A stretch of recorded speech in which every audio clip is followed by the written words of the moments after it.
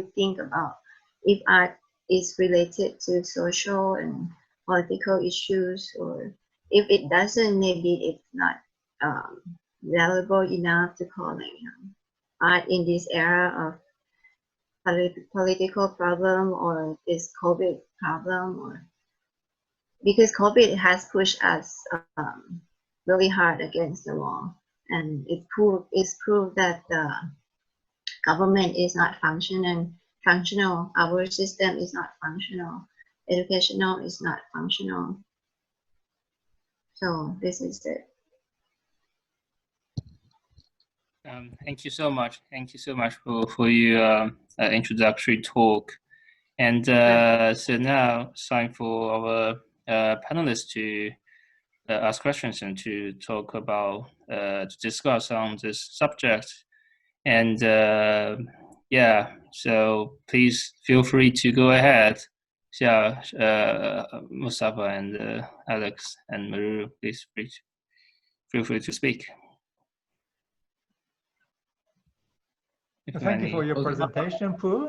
And yeah, you showed us two groups, yellow and red, who had a different political stance. But I couldn't catch clearly the difference between two groups from the point of view of the way of expression or demonstration. For example, I understand that the first yellow group used more street graffiti style or drawings, and the other one is more performative, using, for example, balloons or candles or simulation of voting. Is my understanding is correct, or could you describe the difference of how the way of expression? Yeah, well, this is only my my opinion, because I cannot really say that, because what the art groups, which is I can call it the yellow, because they are pro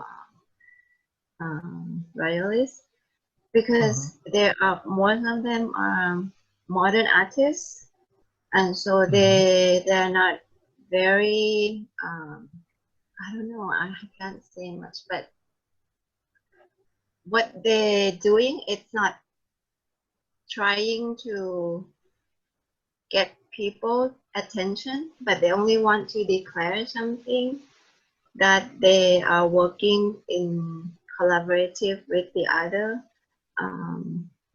people in power. So the places that I think it's the places that they occupy is more important than the work that they do, because you see the work that it's a place where it's a main street in Bangkok, in front of the monument, the democracy monument, and the other place is before the first art university in Bangkok. So I think it's more of the place and where they do the protest. You cannot actually identify the differences as much, but well, if you ask me, like, why they only do the graffitis, but I could only say that only old people join, and modern artists, the traditional artists join them. Even the young generation, they are more like modern kind of traditional artists, like painters. But for the other group, it's like, together with the visual artists, filmmakers, even like musicians, or some people join, like video makers. So we have more equipped thing, and you can see it's more like light and creative, I think. Right. But I don't really identify it through the format of the art. I identify it through more of the space, how we can occupy and how long we can occupy the space, right? Because as I told you, that it's only a few hours that we could do during the time, and when you see the balloon releasing event, I even had to call the friend in the BACC, the Bangkok Art Culture Center, that we're gonna use the space in front of it, but they said they cannot have us do it because it's a public space or whatever. So we had to only walk down the stairs and stop there. So that's how we had a lot of limitations and restrictions, and at the same time, the other group, they could do whatever they want, like on the main street in front of the universities, and they were not threatened, but we were threatened.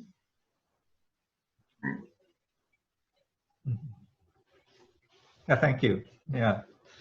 And do you think the COVID-19 influenced to both groups equally, or only to the groups of red part?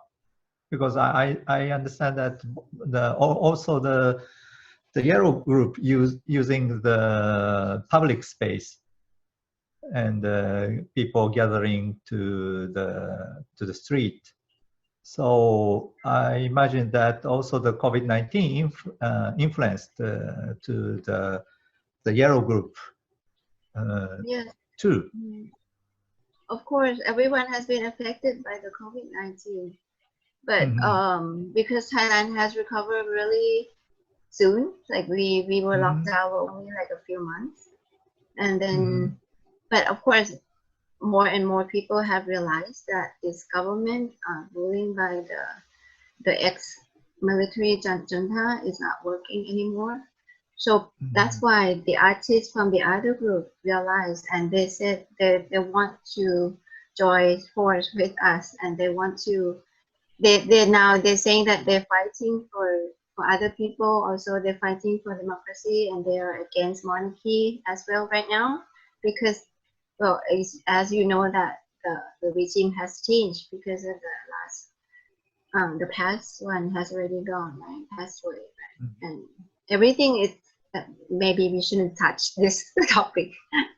So yeah, so everything has changed, not only the politics, not only the suffering, the economic downfall, but also the power, change of power, the structure of power of Thailand.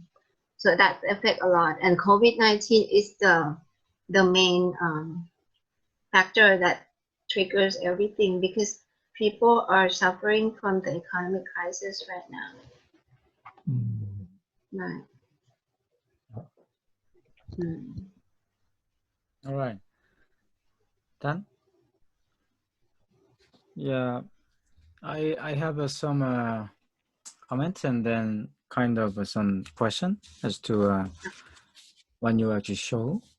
So what actually impressed me is definitely the kind of the political, performance done by artists. So actually that what is quite interesting or is impressed by is definitely the art is connected to that kind of democratic performance. It means the people approach to art, whatever they did, actually quite very,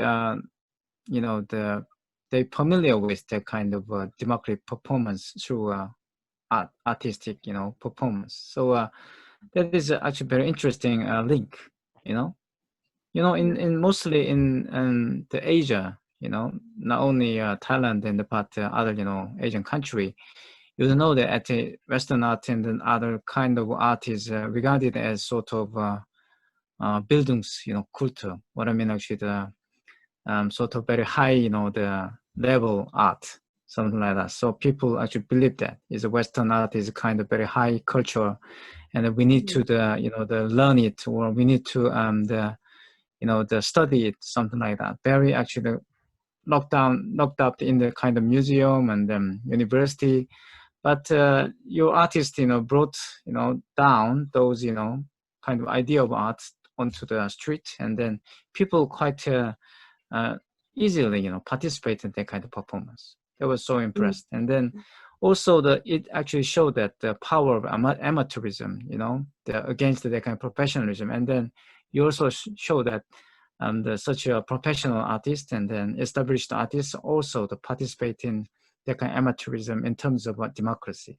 So that's why actually the different groups and what kind of differentiation happen, but they seem quite united by that kind of democratic performance and artistic, actually the practice served as kind of such a idea of a democracy.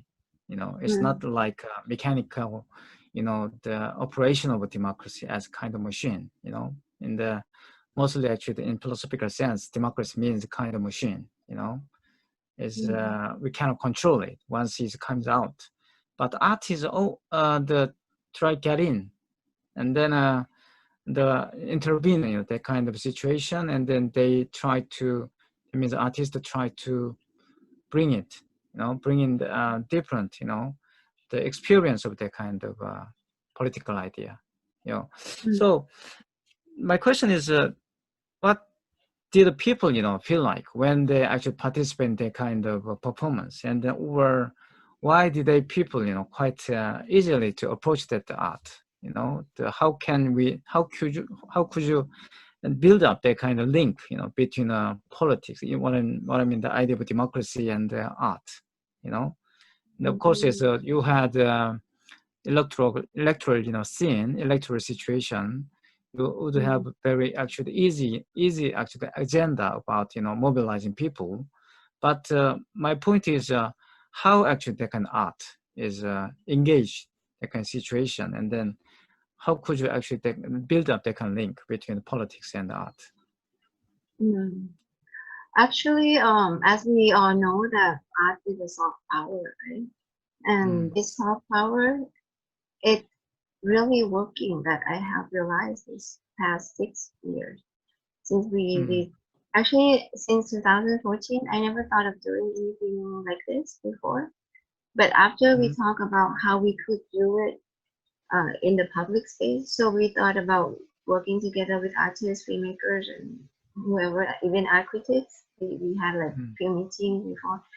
So we came out with this artistic, more like happening.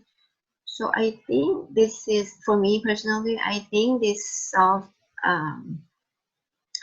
performance with the conceptual idea to trigger people, their inner, how do you say, like inner perspective, or even inner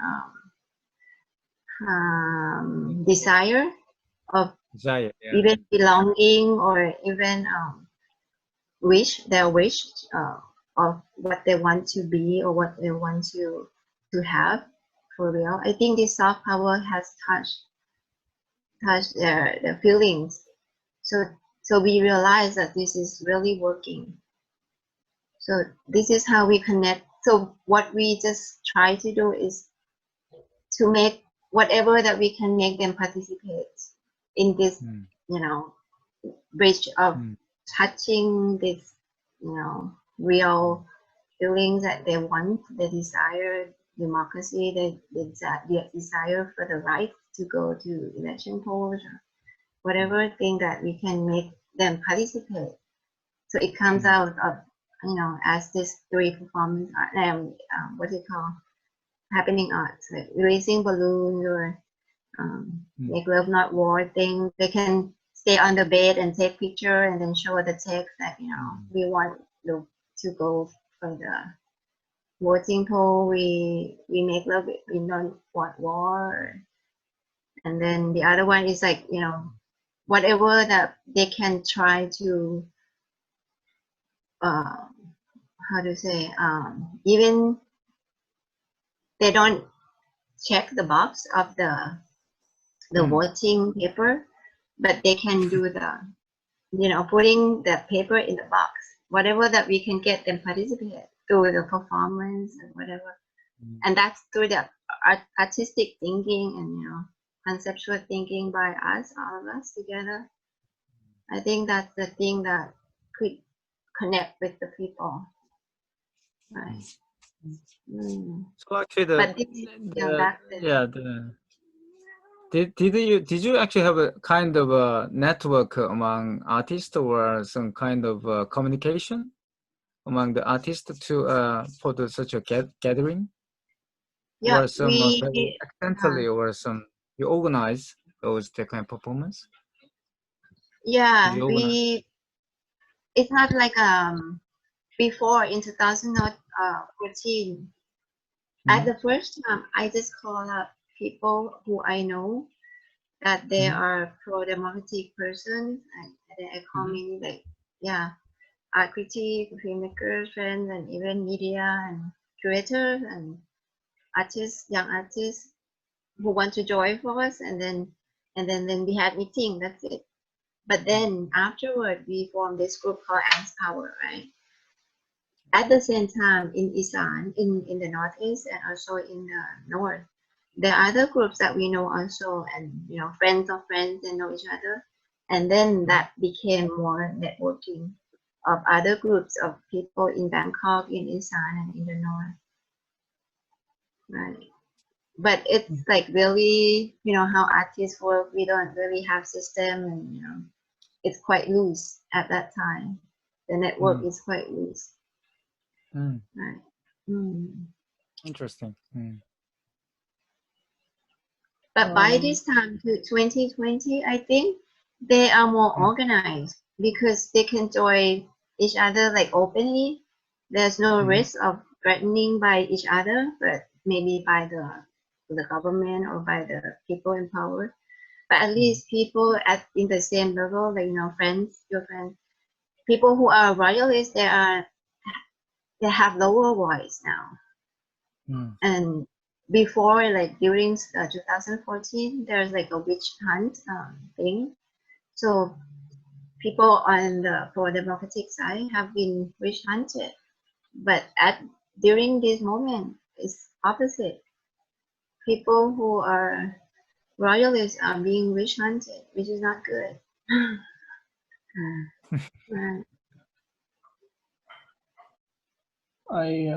Sarah, you want me to go before you?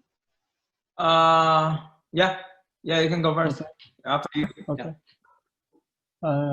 As always, thanks, Pooh. I mean, it's really quite amazing to hear you speak and share so openly and generously.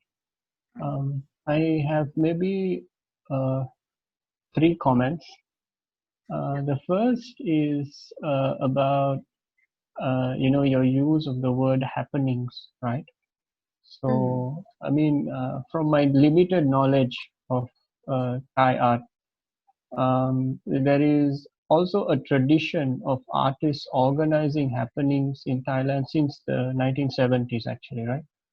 Especially since 73. So I think in a way it is coming from that longer tradition of working, right? But I think I rightly agree with you that obviously the circumstances and the context is very different now.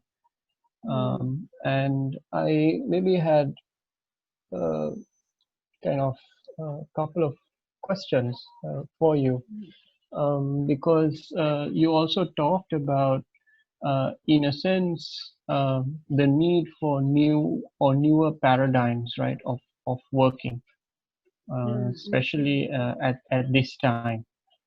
And I'm wondering whether I can ask you to reflect on this curatorially, in the sense that sort of have you totally lost hope in curating between walls? So I want to know, right? Like, is that paradigm over? Right? Just to ask a kind of a curious question, right? The second question I have is kind of more connected to the question of how, in a sense, you organized, and maybe I think Alex's query did touch on this, but I'm just wondering whether social media played any role in this. And my last comment, I think, is what I particularly enjoyed about your sharing today was that, in a sense, you're really looking at what's happening to artistic practice, right? At this moment in time, right? So I found that quite refreshing, and I'm actually kind of almost struggling a little bit also at the same time to fully comprehend the extent of what you achieved, in a sense, because it's literally outside the space of the art institution, right? And what happens, right, when art kind of enters this realm. It has always been, in a way, connected to the street and everyday life, right? But I think in the Thai case, there's a lot of nuances as well. So yeah, maybe two questions. Yeah. Right. Yeah, it's a very, very good question, because after 2014, the coup d'etat, I could say that I was like heartbroken, because I thought, like, people trying to do many things already to express ourselves, not only people in the art. But then I realized that this coup d'etat has been planned out for years. I could tell by that time that, that day that the coup d'etat was launched, and I was like, oh, okay. So this is like I said, conspiracy theory has been done for, like, we cannot fight with this power anymore. So I always think about curatorial practice. So I had to back out myself of a little bit and think about how should I move for the next step as a curator. So you're right that I wasn't considering either working in a space or outside the space, or with the community only, or within the cube box of the cube only.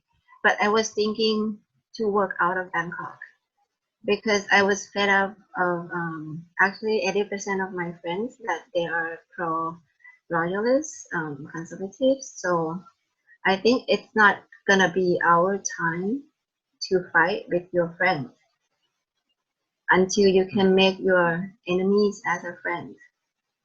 So what I wanted to do is try to work in other places. That's why I started working in the Deep South since 2016, where there is a long history of insurgency and conflicts, like I presented to you guys before, and that could reflect back to the problem in Bangkok and the whole country. And I know that some other curators and also artists are working in the north and in the northeastern, the same with same ideology as me. So that's why I was kind of interested in trying to do something outside Bangkok. That's my curatorial approach after that. And I wasn't really planning not to do the work in the space, because in 2016 I was still doing this curatorial practice in gallery, but my approach was to question back to what happened before, why people who are against, well, who think they are pro democracy, but they are not. Actually, they are pro royalist, or they are pro monarchy or whatever. So I try to question that more and use that as a curatorial approach to work in the space. So I still work in the space. Actually, I don't give up, but at the same time, to heal the broken heart, I have to work at the region that I feel that they need soft power to kind of support them more. So this soft power could kind of encourage them to fight through this cultural practice. So that's why I've been working with them for about 5 to 6 years already. So that's the first question. So I'm not giving up on the working in the institution. And actually, this year, because of the COVID, I have initiated another initiative, not a collective but initiative. It's called Project Cry, which is Cry in Thai is commoner. So we are gonna work together with like curators and guest curators. First time will be great curators, and then our mission is to work with community space, but then we have to work also with media, as you has asked. We want to encourage media partner. We have to find media partner like either article like journalists or people who works on the social media, or even some independent filmmakers to help us on releasing the PR and then pointing out another point of views, their perspective, like they could have parallel perspective while working with us and then show it on the website. So it's like a new initiative that we're trying to also reach out to the community and working with the media so we can do it online. So this is like our new normal after COVID. It's quite complicated, and yeah, we just got like more funding, and yeah, but so we're not giving up on working with the space, but I cannot work only with the space anymore, because once you go out you cannot come in too much anymore. Really. Yeah, because touching people in the general public, you find a lot more things that you can use this soft power as tool to connect with them and encourage them, and have them revolve in some way. Yeah, and when you see it, it's the real thing. It's different from you see people appreciate your work in the gallery.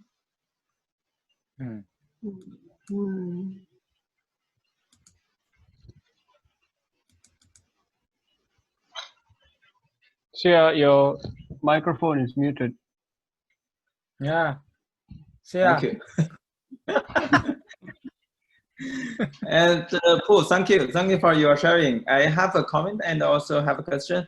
And the expression how Thai artists, even the royal artists and your group, they express on the street.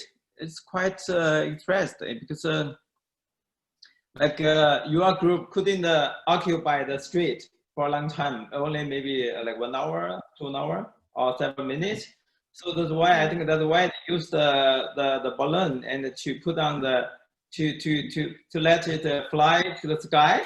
So you occupy the sky, and also maybe they can fly longer time. So that's why I think it's very good strategy to do. And also this every time when I saw this kind of expression and the performance, always remind me that what I can do in China, because when other international curator and artists, they talk about the political things, and what we couldn't talk in China now, and we always have to find alternative words to say something related to political things. And I have it's like this kind of censorship happen every day. Even like 2 days ago, I post something about China's image declined. I just something like this, and I couldn't post on WeChat. They blocked. So every time when I read and saw this kind of event, always remind me what I can do. Yeah. So thank you. And my question is, yesterday I visited Guangzhou Biennale, the archive of Guangzhou movement uprising. There's one thing that really expressed me is they mentioned like 2 or 3 times about the media. How the foreign media play the role in the Guangju movement, because the foreign media, they were telling the truth and let the internationally, people know about Guangju. Even during that Guangju movement, even people in Seoul, they didn't know what happened that time.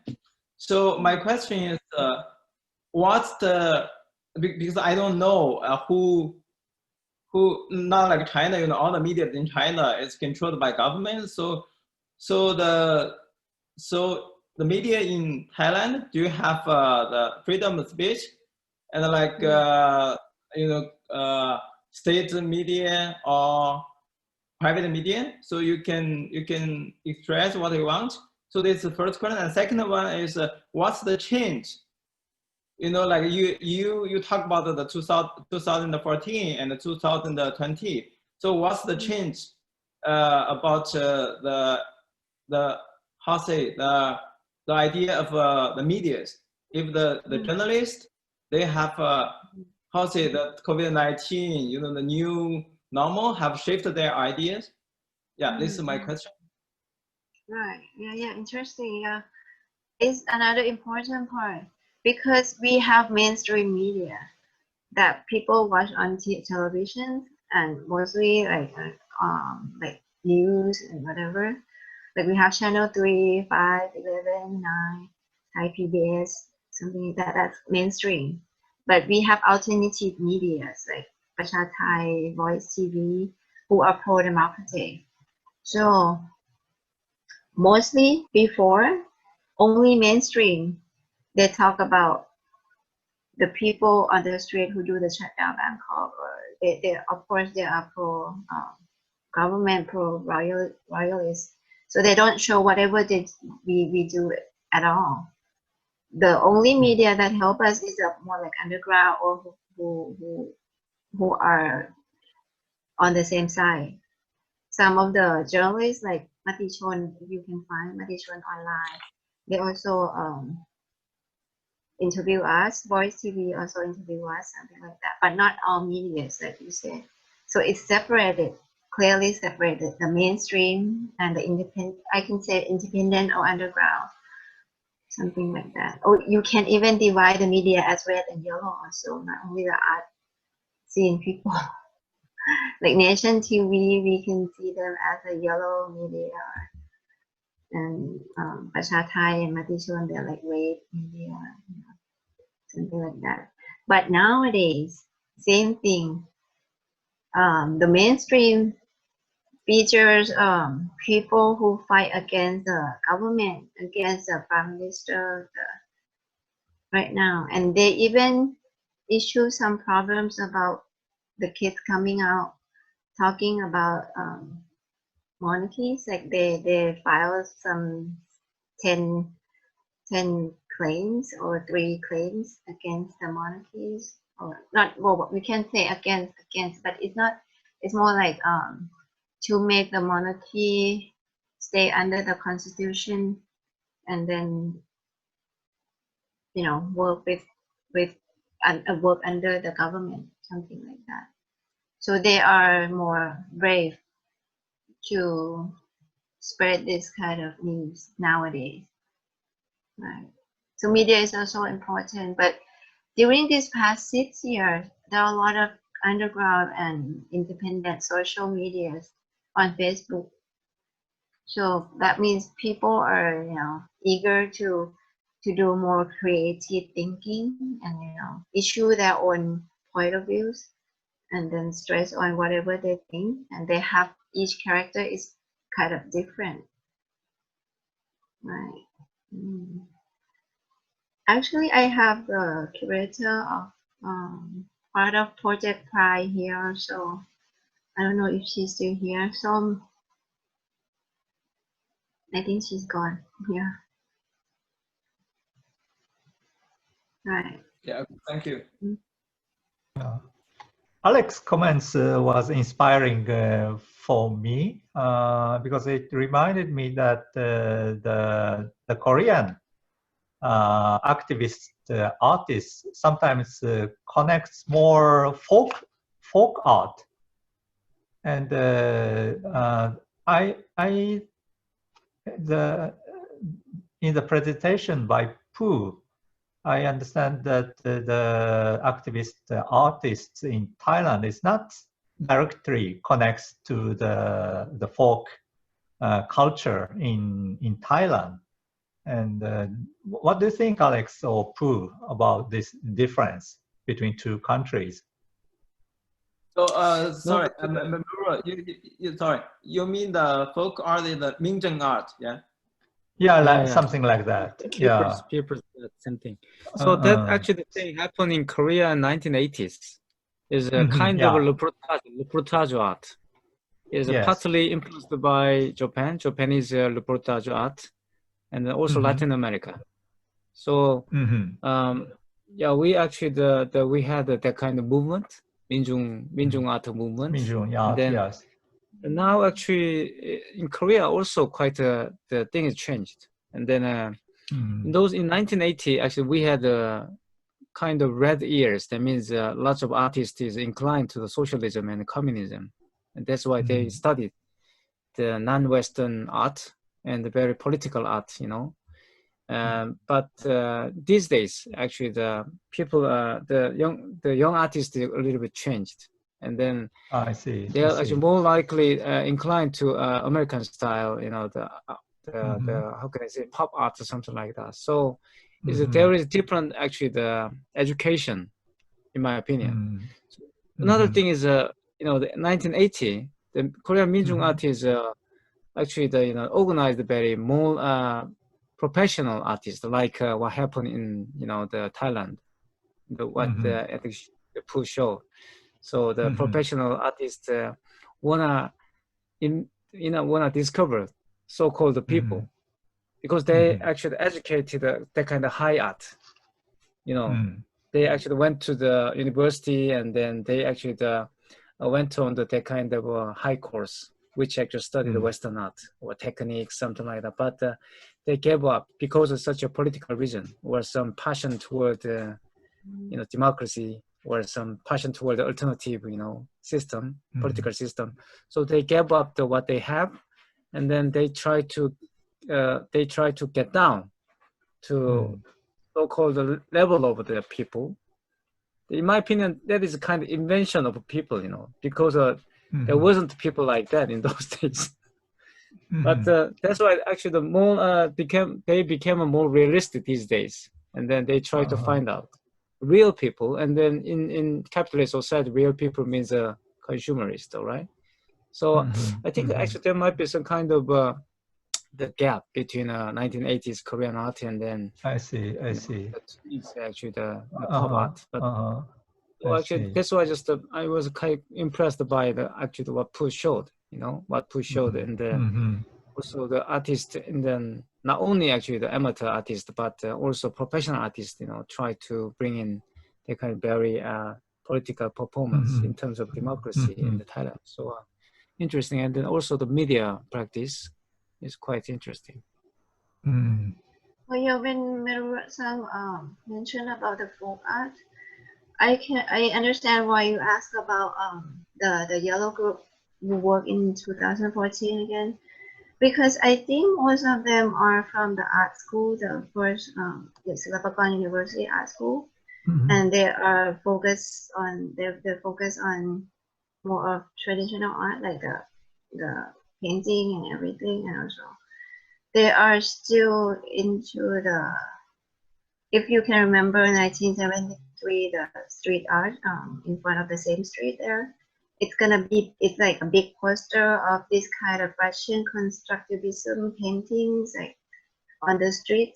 And this is the same style until that they use now, like from 1973 and to 2014, it's still the same style. Right? It's more like protest art kind of thing that they used before. Right? It's not like folk art or anything. Yeah. Yeah, thank you. And also this kind of demonstration or performances are happening only in Bangkok or also all around the country, like Chiang Mai or? Yeah, actually, when I told you about how we made connection, some network that you asked about networking, right? While we did this kind of happening art in Bangkok, they also do the eating around the Chiang Mai Old Town Gate, eating as an action of resistance, but they call it in the Lana word, like, you know, I don't remember the name of the event, but it's like eating and chilling in front of the old town, something like that, just to show how their peaceful culture of resistance, something like that.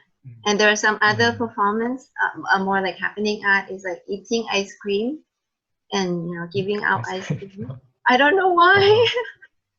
Yeah, just gather people together. Yeah, and then gather people together, and then yeah, make it more like, you know, peaceful, or, you know, I don't know, playful or something. There's some irony, I believe, but I remember what it is. Yeah. If we said actually the politics is kind of a creation of a new sensible, all right?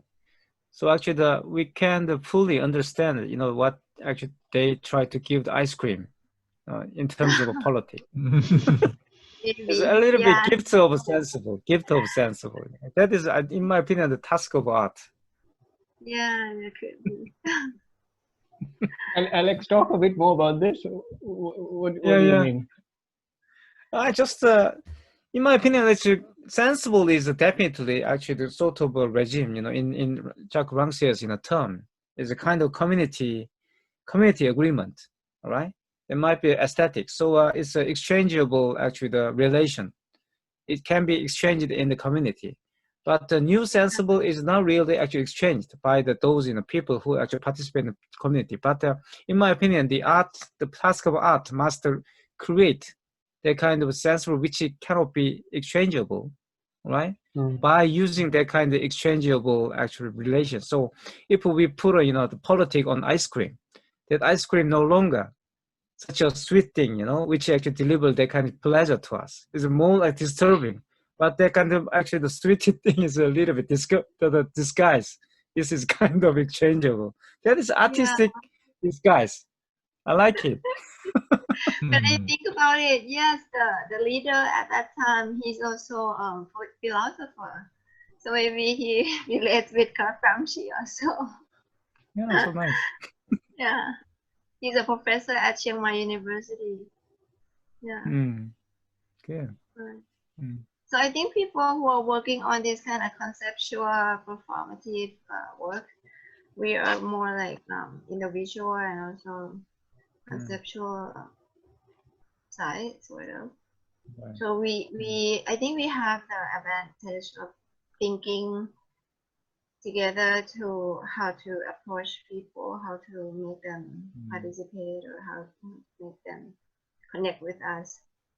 Yeah, on the inner self. Yeah. To my experience, actually, even, you know, you have that kind of authoritarian government, but the society is quite liberal in Thailand. Yeah. What do you think? Is more like open to differences, and then the compared to other, you know, Asian countries, I feel like a little bit quite a liberal society. Yes, well, it's not easy to say that we are. I think nowadays people feel more liberal, but if you have seen our history, we have been brainwashed to be suppress ourselves. We don't express much as we should. People, actually 80% of my friends still are not liberal, actually. because most of my friends are in Bangkok, and even you know, you see Bangkok, it's like a big city, and we're so developed and everything, right? but the mindset is different. Mindset is like you still have to obey the senior. You still have to. You cannot argue. You cannot express yourself so much, or even some friends do not express themselves at all. Then because we have been taught to do to sing the national anthem every 2 times a day, and in front of the theater we have to stand before the songs, the monarchy song. I don't know how to say it, the monarchy song, and then for a few after before the advertisement, everything before the film starts, and even you go out to the dark market, like weekend market, at 6 o'clock, and the national anthem is on. People just stand straight like that, like robots, like everywhere. Yeah. So I don't know if you can call this this society liberal. I don't know. But nowadays, on in the movie theaters, people don't really stand anymore. But 6 years ago, if any person doesn't stand in front of, before the song, some people get kicked out, or got punched in the face or whatever. But nowadays, like less and less people stand in the theater. Or some you avoid to go in when there's songs coming out. So it's becoming more liberal, but still it's not going to be easy. I don't want to be too positive, because when I turn on to my friends, I still see that they are still suppressed. They are still against people who are democratic side, because they're afraid that we're gonna be. They even think that we're gonna change to the republic system or whatever. They don't even understand that we only want human rights. We only want to be real democracy. We still want to have monarchy, but we want the fairness. That's it. They don't understand that. They think they are against monarchy. We are against monarchy. They think we want republic. Yeah, we want to be a republic. Yeah, it's just like Japan. Yeah. Japan is quite similar. Well, actually, the Thai embassy is my neighborhood. Did you know that? No. So the former king died. I saw that actually such a huge, queue. Yeah, Yeah, they came to embassy and then tried to actually show that their, salute to dad, king, and then that was quite impressive. Huh?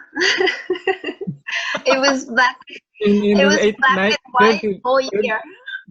Yeah, 21st century, but they came and they gave the morning to their dead king, and then quite surreal. In Thailand, we had like on the street, we couldn't even wear colors, red, especially red color for the whole year. Yeah, but actually, that is Asia, in my opinion. Asia has many, Asian country has many layers. Should we take some questions from the please. floor? Yeah. If you have any questions, please feel free to message in the chat box, or if you please feel free to speak directly to the microphone. You can mute yourself, and yeah. Actually, I got a friend. She want to ask about questions about royal family, but she's not sure if she's supposed to ask that or not. But yeah, let me see. It's Thai, right? You see the Thai name here. Yeah. So yeah. Yeah. Yeah, please ask. Yeah. So if you have any questions, please feel free to ask. I think nowadays we can talk about. They don't use the Le Majesté law anymore. Yeah, but and also we're not hopefully the Zoom meeting is the safe place to speak. Yeah. And so it is, yeah. I don't know how safe it is, but okay, go for it. Oh, yeah. Any questions? Or if you we have Chinese audience. If you go for Chinese, I can please message that in the chat box. I can translate. Please feel free to go. I want to hear the question from the Thai friend. Yeah. Okay. Pasuri. Pasuri. Pasuri. Do you feel like to speak? Pasuri. Sorry to call you out, but For some sorry about comment. that. Yeah, Pasuri. So please feel free to speak. Right. Thank you very much for letting me ask. And thank you very much for such a great presentation. And you are very brave, I would say. So I'm just curious why I have seen a lot of celebrities that went out and speak to support, to support yellow shirts like years ago. But now at the moment, there are only a few celebrities that like come out and speak about democracy. Why is that? Why do you think? Well, yeah, like we talk about how the power has changed, right? The past king has gone, and the new king, you all know, right, about the new king. I think that's the main. If you think about the celebrity, well, celebrity is celebrity. They're only working or doing something if they have some benefits or something. Yeah, that's how I see them. So nowadays, because of the power change and because, of course, because of the economic crisis and COVID, everything has proved already that this military government is not functioning, and that's why the whole country has cared to go against this government, which is okay. Let's suppose this government is not from military group. This government is not functioning anyway, but because they are from military group and they have ruled the country for like 6 years already without election by the people and also by the election, they have proved that they have no efficiency to rule the country. That's another problem, and that's another reason why people don't fight against the pro-democracy anymore. And I think the other one is because the witch hunting thing. You know how people are against each other, and we call the yellow groups or yellow people salim. Salim is like a kind of snack full of colors. Means like you have no essence in yourself, or that I think it implies that you have no essence in yourself. You have no core idea or ideology or whatever. So we call them slim. So this is before Salim. Salim, it's like a main group that can have more voices than the other group because they are pro-royalist and conservative and the monarchy. But nowadays, whoever considers Salim, they'll be witch hunt, especially the celebrities because they're out in the light. That's why they cannot come out anymore. Yeah. Well, they don't risk themselves anymore because if they do, they'll be witch hunt. Yeah. And they have been already too, as maybe you have followed some news that they have already been witch hunt. Like attacked by the general public. And of course, we're talking about celebrities because they're superstars, people that I told you before that they're doing in 2014 protest, during the fashion show, they had a lot of power and influence during that time. And one superstar, his name is Pongpat.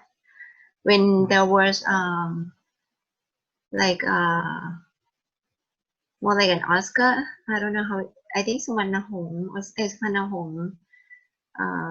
It's more like an Oscar kind of festival, and he was giving speech in front of the festival, in front of the stage, and he said during that time, during the same time, I think around 2013 or 14 or around that time, he was giving the speech on the stage that whoever doesn't love the king, or whoever doesn't love, we call the king dad in Thai, we call the king father. Whoever doesn't love our father should get out of the country. So I think he was one of the first celebrity that came out and showed that he was pro monarchy, and after that the celebrities like follow his steps. Right. That's why I think that's why Patsy asked about celebrities. Yeah. What do you Thank think? you. What, Sorry. yeah. Go ahead. What do you think, Patsy? I want to hear your comments too. For me, I think the reason that they support they are pro-royalist because celebrities in Thailand, they are in the elite, like they are rich, they get money from this broken system. So I think to maintain the advantage of this broken system, they have to support something that will stop democracy or whatsoever. Yeah, that's what my opinion, but I'm not sure if it's Right. Yeah, I think that's true. Right. I feel to add on what Pasuri suggests, what Pasuri speak about, I feel that's not only the case. I mean, in Thailand, basically, I mean, for everyone in the world, I feel for every celebrity in the world, nowadays are very refrain from speaking out, to refrain from call out people, because they are like, I know cases I mentioned that before about those Thai stars, Thai pop stars they have their career in they have a career in Korea and in Japan. I feel the people tag their accounts on Instagram. They tag their accounts over there, and they force them. They desperately want them to speak for democracy, but they just keep in mute.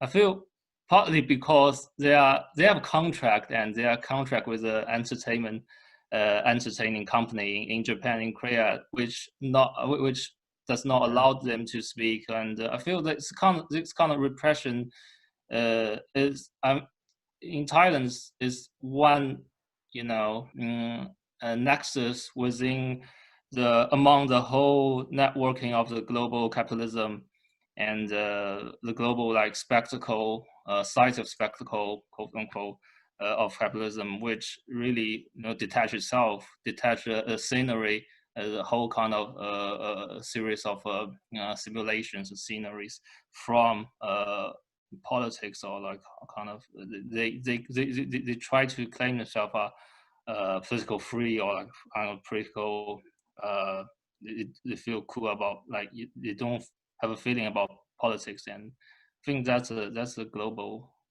thing, perhaps. We also have another we have another question from Shubin, I suppose. Yeah. Yeah, Sabine, please speak up. Oh yeah, hi Pooh, Sabin here. I actually just posted the question.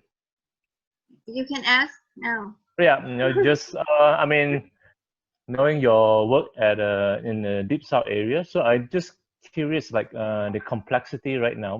What's your observation, thoughts, okay, of the artist group or even cultural group, the filmmaker that you work with, as well as even the grassroots, the ground level, comparing to in Bangkok. Okay, how do they respond to right now, and do they use different methods and approach, or are they very similar? So just comparing to Chiang Mai area, or the Isan, Northwest, and Deep South, right? What are the differences? Yeah, I'm interested to hear about like what are the diversity or different ways of looking at it and responding to whether in artistic or political situation. Thanks. Right. This is really hard to explain. It's like I said before, that because of the long history of being suppressed and being alienated, it's not different now. Not so much, because they cannot express. They haven't been able to express too much ever. So whatever they do before or now, if Thai people, I mean, see, I call out us Thai and I call them Deep South people, which we are all Thai. And actually for them, only taking a small step of trying to express something, they'll be accused as a terrorist. So even though this is the time of crisis, political crisis, COVID crisis, some people, of course, they if they are already activism or activist people or cultural practitioners or whatever, they're still doing the same thing. But in general, they don't do it.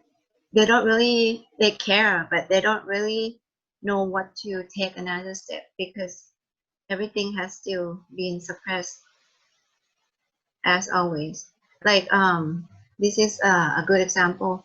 Like on this past few weeks, I just came back from the south. This past few days, on October 2nd, there was the news coming out that the government has declared that they will withdraw all the checkpoints around the country. So the news was released on the 2nd when I was traveling to the south.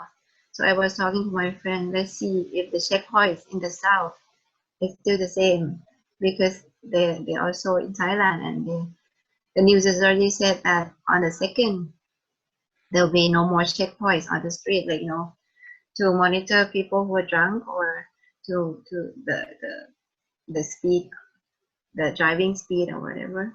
But finally in the south it's still the same. Checkpoints are still like 1 kilometer, 2 kilometer apart, and there's still state of emergency. There's still, everything is the same. So they've been treated differently from other Thais, so they cannot move so much, and that became their nature already. So political change or not change, they have been already suppressed, and they don't have I think they don't have much eager to do something, different. Right. But some of the artists, yes, they like I said before, some of the artists and cultural practitioners who have always been activists, they keep doing the same thing. They don't give up. Yeah.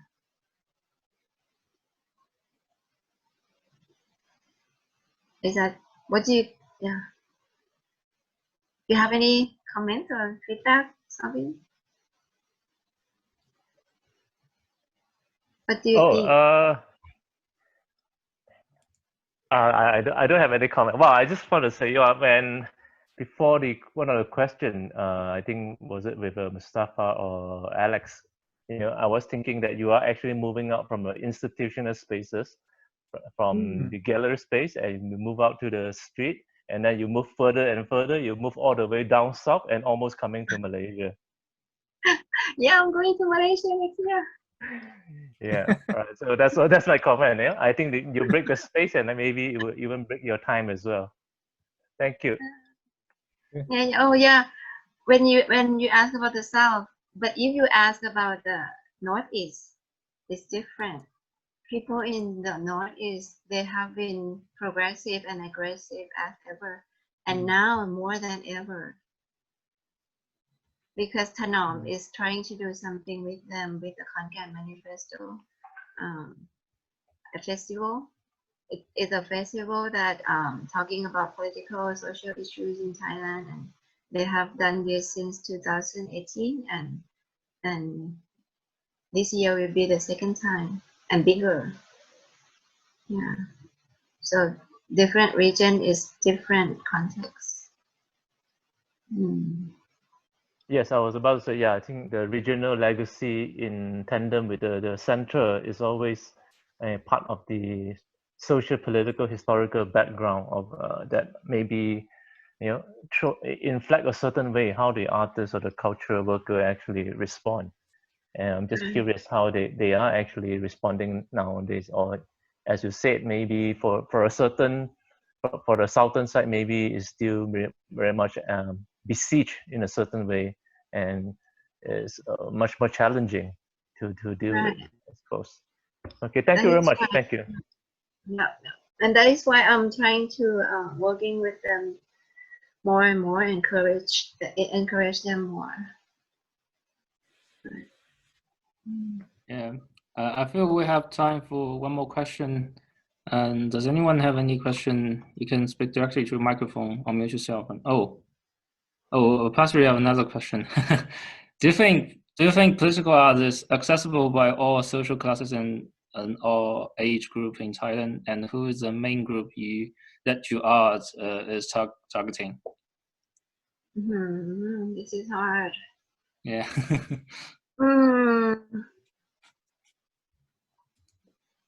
It is accessible, of course, in terms of if people are interested, but because how I mentioned that we have been brainwashed for too long.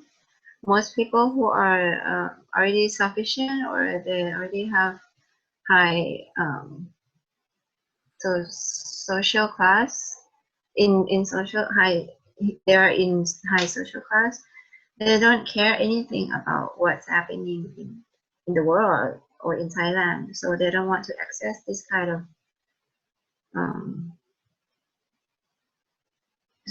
political art. They don't even care about anything, and there are a lot of people in Bangkok like that. Yeah. So what do you mean by accessible though? I'm not sure. Because I heard, yeah, go ahead. Sorry, go ahead. So because art is sometimes it's not, because like working class in Thailand, they are already struggling with their life, surviving each day, and then they have kind of like they don't really have time to think about art. Yeah, so I'm just curious that how much art can deliver political message to Thai people. Right. That's why I'm working with more community and local people, and this is not easy, of course, everywhere. Political art, I don't call myself working on political art event. I only using I only thinking that I'm using art as a tool for artistic way to reach out to the people. So I hope that is accessible to as many people as possible in the future. Like if I can reach out to one community and I can make them see the importance of this soft power, so maybe they can accept this kind of approach. And I don't think it's about, I'm not sure if you can use the word accessible, but I'm not sure. I think it's about if they have interest or if they can connect with it. Even though we try so hard to work with community, but like you said, if they are still struggle, if they still have some other important things to do in life, and maybe they don't really care about soft power, and they only want to participate with the protest, the main protest or demonstration. But I think there are a lot of, maybe you've heard the group Silapin Put Act, the free art group movement. I think they are trying to move on with this art action towards societies, right? But I don't know how, if other people can connect with us, or it is a big question. Yeah. Thank you for your answers. What do you think? I'd like to know what you think too.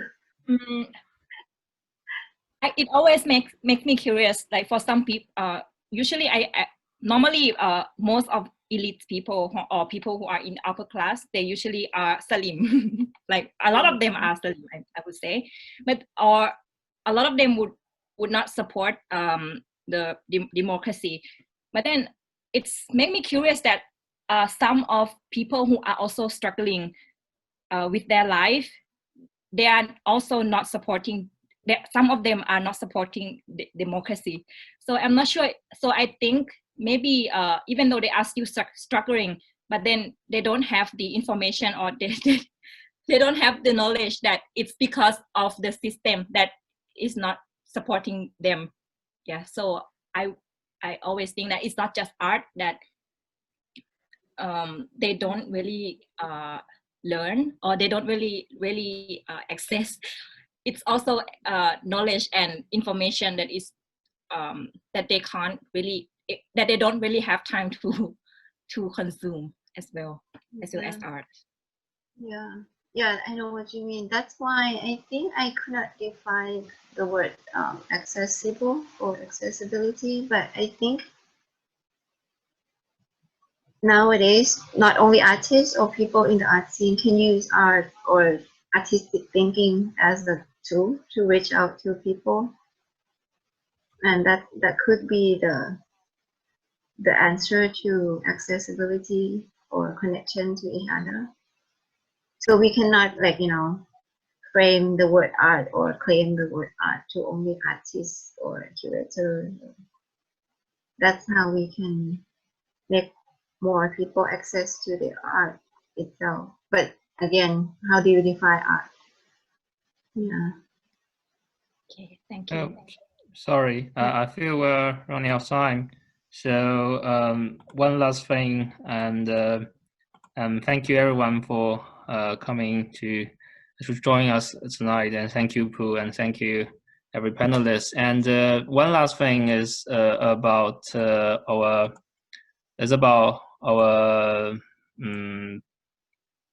this panel talk theory, Asian Curator panel talk theory. This is a silly name, right? We might change it later. And it's a monthly panel talk, and we aim to involve more and more people here to have this kind of format of speaking, format of conversation over here. And we plan that would be a kind of a yearly for like 10 months, a whole year project over there. And we hopefully we're going to involve more and more people to join us. And by the end of this this whole project, we might going to have a anthology or a bigger conference or like exhibition or something. And we're still planning the whole thing. So please check out our updates and new events at our social media pages or our website. And thank you very much. Thank you everyone for coming. And yeah, see you next time. Thank you, Hans. Thank you. Everyone. Thank you. Next